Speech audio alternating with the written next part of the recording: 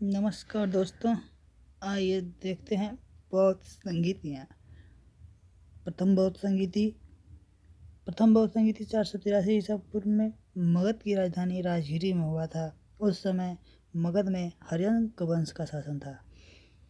हर्यंक वंश के शक्तिशाली शासक राजा अजातशत्रु के शासनकाल में प्रथम बौद्ध संगीति का आयोजन किया गया था। प्रथम बौद्ध संगीति की अध्यक्षता महाकश्यप ने की थी तथा इस संगीति में बौद्ध धर्म से संबंधित 2 पिटकों का संकलन किया गया था, जिसके नाम थे सुत्त पिटक तथा विनय पिटक। सुत्त पिटक का संकलन महात्मा बुद्ध के शिष्य आनंद ने किया था तथा विनय पिटक का संकलन उन्हीं के शिष्य उपाली ने किया था। सुत्त पिटक में बौद्ध धर्म से संबंधित आचरण व्यवहार तथा बुद्ध के उपदेशों को सम्मिलित किया गया था तथा विनय पिटक में नियमावली प्रक्रिया की बौद्ध धर्म में भिक्षुओं को किस प्रकार का नियम अपनाना है इसमें लिखित था। द्वितीय बौद्ध संगीति महात्मा बुद्ध के महापरिनिर्वाण के 100 वर्ष बाद 383 ईसा पूर्व में मगध में शिशुनाग वंश का शासन था। द्वितीय बौद्ध संगीति के समय काल अशोक का शासनकाल चल रहा था। इस समय मगध की राजधानी वैशाली थी। इस संगीति का आयोजन वैशाली में ही हुआ।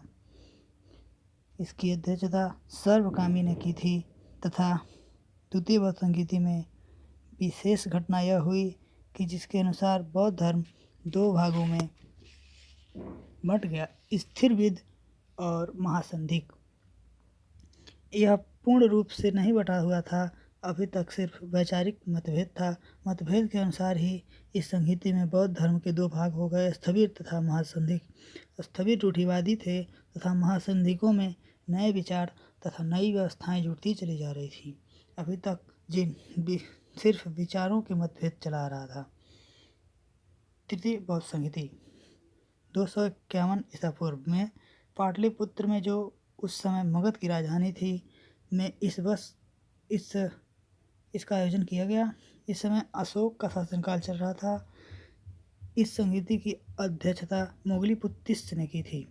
अशोक ने बौद्ध धर्म का प्रचार प्रसार विदेशों तक फैलाया, जैसे श्रीलंका, बर्मा, तिब्बत, महाराष्ट्र, यवन प्रदेश आदि में धर्म प्रचारकों को देखा गया तथा त्रिपिटकों का निर्णायक चर्चा करते हुए तीसरे पिटक अभिधम्म पिटक का संकलन किया गया। चतुर्थ बौद्ध संगीति कुषाण वंशी शक्तिशाली शासक कनिष्क के शासनकाल में सन प्रथम